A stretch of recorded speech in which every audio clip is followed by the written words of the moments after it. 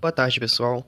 Para quem não me conhece, meu nome é Eric e meu grupo vai falar sobre radioproteção e dosimetria, tá?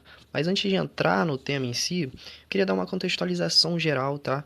Sobre a dosimetria, como ela surgiu, por que ela surgiu, né? Então, preparar esse terreno para vocês para a compreensão ser a melhor possível. Então, a dosimetria ela surgiu ali no século XX, tá?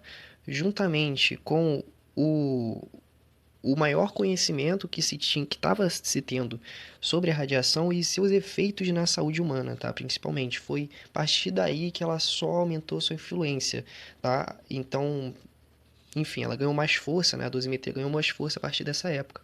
Mas aqui eu vou separar três marcos importantes na história da dosimetria, né?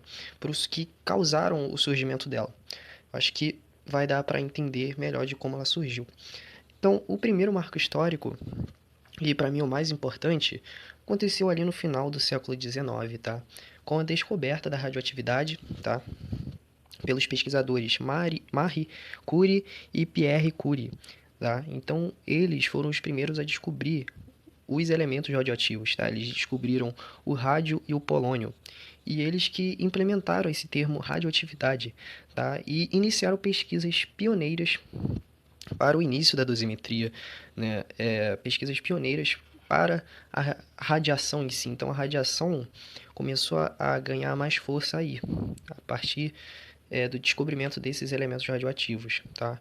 Claro, nessa época ainda não se tinha dosímetro, tá, gente? Dosímetro surgiu logo depois, tá? E falando nele, chegamos aí no segundo marco histórico, que é o desenvolvimento de medidas de exposição à radiação. Então, logo após o descobrimento desses elementos radioativos, muitos cientistas ali no início do século XX estavam pesquisando incessantemente ali métodos e ferramentas para se medir a radiação, tá? Logo, né, com o descobrimento da radiação, opa, vamos medir isso daí. Então, foi aí que se criou, né, que surgiu o primeiro dosímetro da história. Foi ali no século XX, como eu falei no começo. E, bom, esse dosímetro ali da foto do slide não é o primeiro dosímetro, tá? Não é aquele dosímetro antigo. Esse daqui já é mais moderno, mas enfim, segue o mesmo princípio, tá? Que é o dosímetro de filmes fotográficos, tá? Então, como é que funciona esse dosímetro? O filme fotográfico ele tem uma sensibilidade à radiação muito grande. Então, qualquer exposição à radiação, ele vai mudar a sua forma. E depois de um certo tempo que você fica ali, enfim, especialistas vão analisar, né, esse filme fotográfico e a partir dessa análise eles conseguem fazer uma medição da radiação daquele local. Lembrando que aqui é início do século XX, tá? Não era muito voltado à biologia isso daqui, tá? A saúde humana era mais voltado a ambientes, tá? Então a dosimetria era, eu vou medir a radiação desse ambiente, enfim, não era muito voltado para biologia, tá? Então passando aqui para o próximo marco histórico, que é um dos mais importantes também, é o estudos sobre efeitos biológicos da radiação. Agora sim, a gente está aqui na metade ali do século XX. Nesse contexto já foi criado, né, a radioterapia, também as usinas nucleares, né? Então, as pessoas estavam tendo um contato bem maior com a radiação depois da sua descoberta. Então, a partir daí, desse marco histórico, foi-se necessário, né, pesquisar mais, né, voltar a dosimetria para a biologia e principalmente para a saúde humana, né? Justamente porque as pessoas estavam tendo maior contato e já estava aparecendo casos de pessoas tendo problemas de saúde por conta disso, né? Mas, enfim, agora passando para eventos históricos que foram importantíssimos para a criação, né, do dosímetro que a gente tem hoje, né, foram esses três tópicos, né? Primeiro, os bombardeios em Hiroshima e Nagasaki, ali no final da Segunda Guerra Mundial, em 1945. Então, ali foi um evento que muitas pessoas morreram e os sobreviventes, né, que conseguiram ali sair vivos disso, foram alvos de muitas pesquisas sobre a radiação no corpo dessas pessoas. Também o surgimento maior das tecnologias nucleares foi nesse período que aconteceu, né? Então, muitas usinas nucleares estavam aparecendo, também de testes de armas nucleares na Guerra Fria.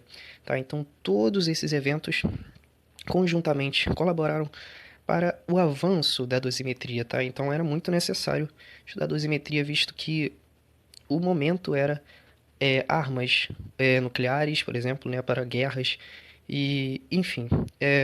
Um tópico importante também a se acrescentar foi a explosão da usina nuclear em Chernobyl, em 1986, que, bom, foi importantíssimo para o desenvolvimento mais acelerado da dosimetria, justamente pela demanda, né? Eram muitos mortos e muitos feridos justamente sentindo esse efeito da radiação. Então, além desses 3 tópicos, também tivemos o acidente em Chernobyl. Então nós vimos que a radiação pode ser um problema muito grande para o ser humano. Evitar que o ser humano entre em contato com radiações, principalmente ionizantes, são muito importantes. Bem, pensando nisso e pensando em técnicas de exame que ainda fossem precisas, a ressonância magnética é um tipo de exame que não é invasivo ao corpo humano, pois não usa radiação, e sim magnetismo. Primeiro etapa de tudo, o ser humano que vai ser analisado, ou o ser vivo que vai ser analisado, é submetido a um campo magnético muito grande, que vai orientar todos os nossos átomos, ou a maioria deles de hidrogênio, a estar paralelamente ao sentido do campo eletromagnético. Esse campo é muito forte, é 30.000 vezes mais intenso que o da Terra. Depois disso, ondas de rádio vão excitar os elétrons a uma frequência de 63,8 MHz, fazendo com que os elétrons, os átomos, fiquem desorientados. Essa bagunça dos elétrons e dos átomos fazem com que eles fiquem com muita energia guardada, pois eles estão querendo voltar ao estado de energia relaxado. Assim, quando eles voltam a estar paralelamente ao campo eletromagnético, há uma liberação de energia muito grande, que é captada pela máquina e transformada em imagem. Há diversas aplicações da ressonância magnética no diagnóstico de doenças e lesões, como os exames que tem basicamente aí em vários centros médicos, uma imagem funcional, que é uma imagem quase que ao vivo, para você entender como certas áreas, por exemplo, do cérebro funcionam quando estamos realizando determinadas ações, para pesquisas científicas, monitoramento de tratamentos médicos, até avaliação de órgãos e estruturas internas. É uma técnica bem precisa e o melhor de tudo é que ela não é invasiva, pois não usa nenhum tipo de radiação ionizante no corpo do ser humano. Oi, então, meu nome é Fernanda e eu vim falar sobre definições e alguns tipos de dosimetria. O que é a dosimetria em si? A dosagem é medir o nível de exposição de radiação em algum ponto. Ou seja, você vai definir a quantidade de radiação que algum lugar, ou tecido, ou pessoa recebe. É muito usado na saúde, na indústria de aviação, que trabalha principalmente essa segunda com radiação ionizante. Tem diferentes materiais que podem ser utilizados para isso. Há diferentes maneiras de fazer isso. E existem diferentes tipos de dosiometria. Quando a gente fala no tipo de medição, pelo o que você está medindo, e existem outros tipos de classificação a partir dos materiais. A partir dos materiais a gente fala um pouco mais na frente do trabalho. Aqui a gente vai falar mesmo sobre alguns tipos de aplicação. A primeira é a dosiometria luminescente pessoal. Ela monitora principalmente locais de trabalho. Quando a gente fala locais de trabalho, locais que acabam usando muita radiação e que precisa ter esse controle o tempo todo. E aí você mede principalmente o lugar e os trabalhadores, a quantidade de radiação que eles recebem. Normalmente é feita a partir de uma dosiometria chamada TLD, que vocês vão ver um pouquinho mais pra frente, e ela é termoluminescente. A segunda dosiometria que a gente vai ver aqui é dosimetria plásticas, PSD. Dosímetros cintilantes de plástico. São materiais diferentes, claro que vão ser mais explicados na frente. Apresentam dose linear. Como assim dose linear? Dosagem linear. A gente consegue entender melhor num gráfico a dosagem absorvida sobre o sinal produzido. Quando a gente faz isso, é uma maneira mais fácil de você entender a dosimetria. É mais fácil de você dosar aquele tipo de radiação. Você consegue entender melhor, é mais palpável de você entender. Ela é bastante resistente, então ela possibilita o reuso. Então muitas vezes acaba sendo até mais barata ela. e tem a possibilidade de leitura direta, por causa dessa apresentação de dose linear que a gente falou antes.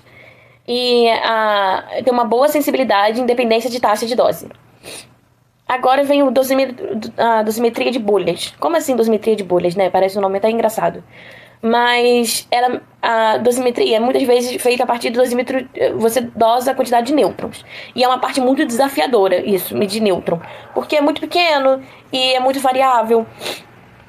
E aí, como é que eles fazem para medir nêutrons nesse tipo de dosimetria? São emulsões superaquecidas, ou seja, são aquecidas mais do que a temperatura de ebulição deles. E você prende ela sem ebulir.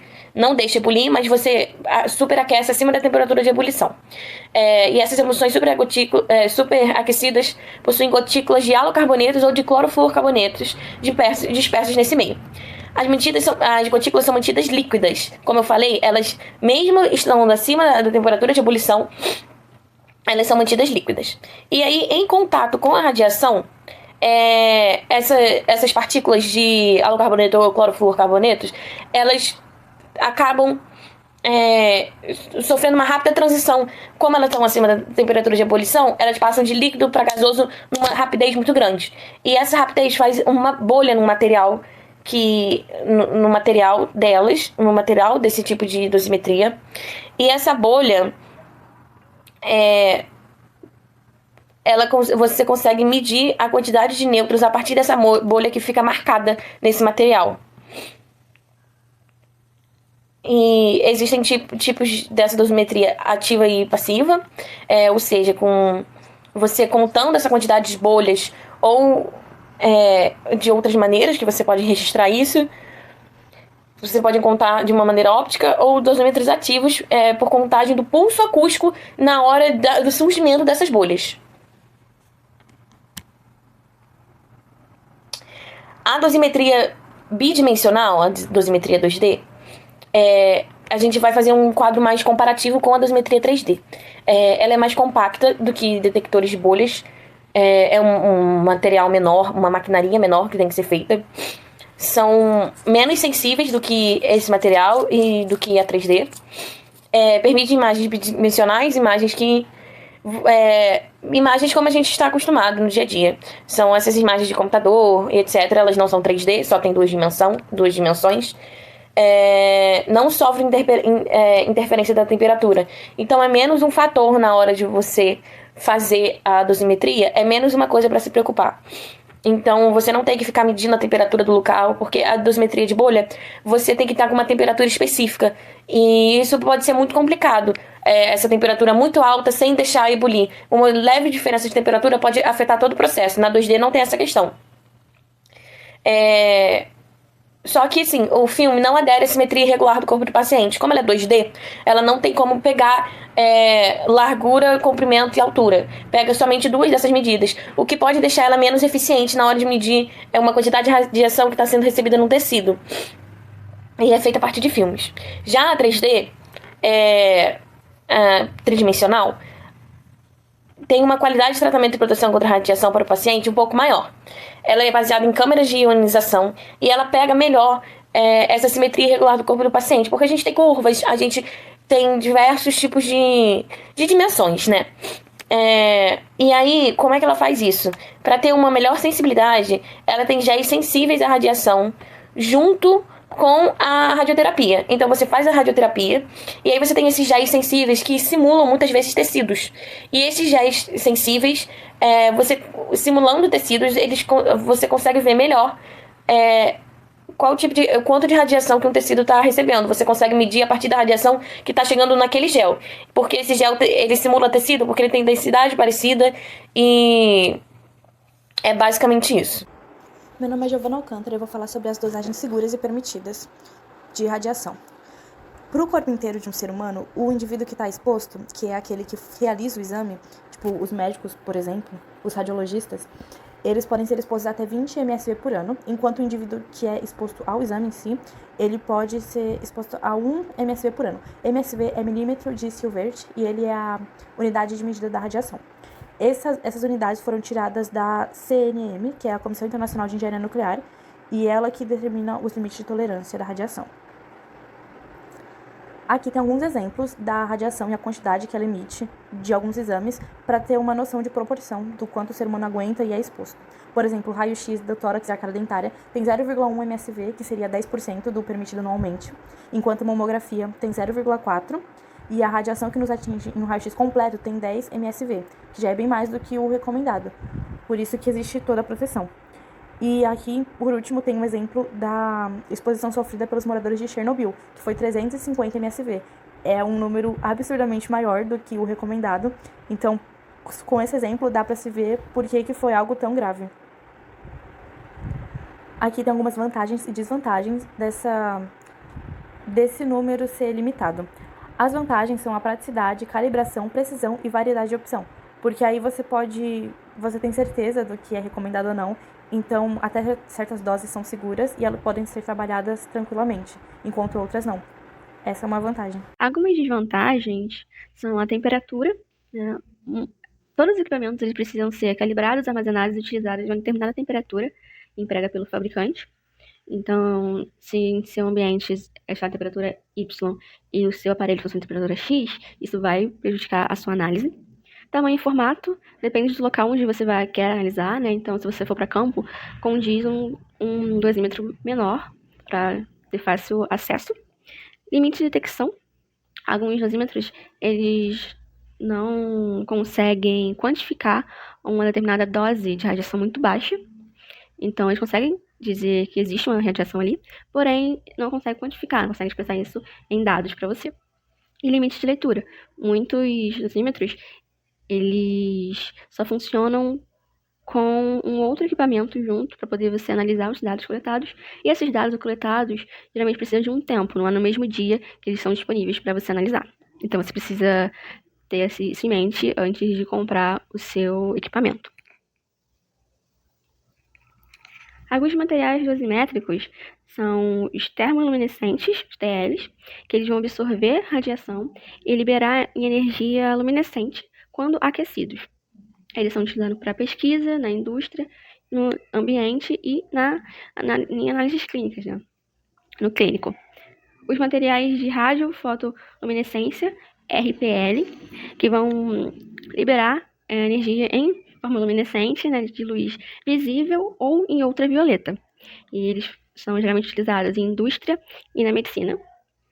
Os materiais de ressonância de espelho eletrônico, ESR, que eles vão alterar as propriedades de ressonância magnética, né, os elétrons vão estar desemparelhados lá, e são utilizados geralmente em pesquisa. E os materiais de luminescência auticamente estimuladas, OSL, que vão liberar essa energia por causa da luz, quando expostos à luz, geralmente com baixas doses. Eles são utilizados e são utilizados também em ambiente. Algumas das áreas de aplicação envolve a indústria, né, tanto para local quanto em funcionários. Então, em determinado local precisa ser até uma determinada dose, e também com funcionários. Eles precisam observar como é que está essa radiação. Na arqueologia, como, por exemplo, para identificar de qual período é aquele objeto, geralmente com cerâmicas. Na medicina, né, no clínico, para a radioterapia, por exemplo. Na aviação, né, para detectação de como está a radiação no piloto e no tripulante. No ambiental, seja perto de usinas ou algum local com risco mesmo de radiação natural. E na pesquisa, né, como a gente vê tanto na física, na química e na biologia, como, por exemplo, você tentar determinar o que acontece com aquele organismo em determinada radiação, dose de radiação. Essas foram algumas áreas de aplicação. Bom, agora eu vou estar falando um pouco para vocês sobre radioproteção, né? Ou então proteção radiológica, como também é conhecida, que é um tópico muito importante da dosimetria, e a gente achou que seria importante vocês terem um pouco de compreensão sobre o que é o assunto. E o que seria realmente o nome dá a entender, né? São diversas medidas que a gente vai ter que tomar para minimizar esses efeitos adversos da exposição à radiação, tanto na gente quanto no meio ambiente em geral. Como um segundo tópico também, eu achei bem importante destacar para vocês a importância, né? Que seria o que acontece com a gente caso a gente entre em contato com essa radiação. Então a gente pode ter uma série de problemas ao longo da vida. Entre eles, a gente pode ter uma perda de visão total, parcial, catarata, como foi no caso da Marie Curie. A gente pode desenvolver tumores, câncer mesmo. E ela pode chegar a ser tão extrema a ponto de levar ao óbito também. Tendo em vista qual a importância de a gente ter essa proteção, eu também quis separar para vocês entenderem quais são os 3 pilares, né, os 3 pontos mais importantes dentro da radioproteção. Bom, um desses primeiros princípios fundamentais a gente tem a justificação. Essa justificação parte do princípio em que qualquer exposição ao material radioativo, a essa radiação, ela precisa de ter uma justificativa já de antes, do porquê você precisa usar ela e não qualquer outro meio, e também precisa ter um benefício claro para a sociedade. Como segundo princípio fundamental, a gente tem a otimização. Dentro da otimização, a gente vai ter o princípio ALARA, né? Que basicamente ele vai tentar minimizar ali o máximo, né? O mínimo de radiação e utilizando vários equipamentos para tentar deixar o menor possível essa exposição que você vai ter diretamente com os raios. Como terceiro e último princípio, a gente tem a limitação de dose, né? Que basicamente vai estar falando que a gente já tem, né? Pré-definido um limite máximo de radiação que a gente pode estar sendo exposto por ano. A gente, no caso, pessoas que trabalham nessa área. Então, é uma forma de você ter esse controle para evitar grandes posteriores problemas para a vida desse tipo de pessoa. E aproveitando o gancho do assunto, eu quis separar alguns desses materiais de proteção que pessoas que trabalham expostas à radiação devem usar. Eu separei 4 que eu achei bem importantes, como o protetor de tireoide, o de cônadas, que são protetores internos, né, contra essa exposição à radiação, e os aventais e os óculos de chumbo, que são umas barreiras físicas mesmo, para que você não tenha essa exposição direta na sua pele e absorção dessa radioatividade.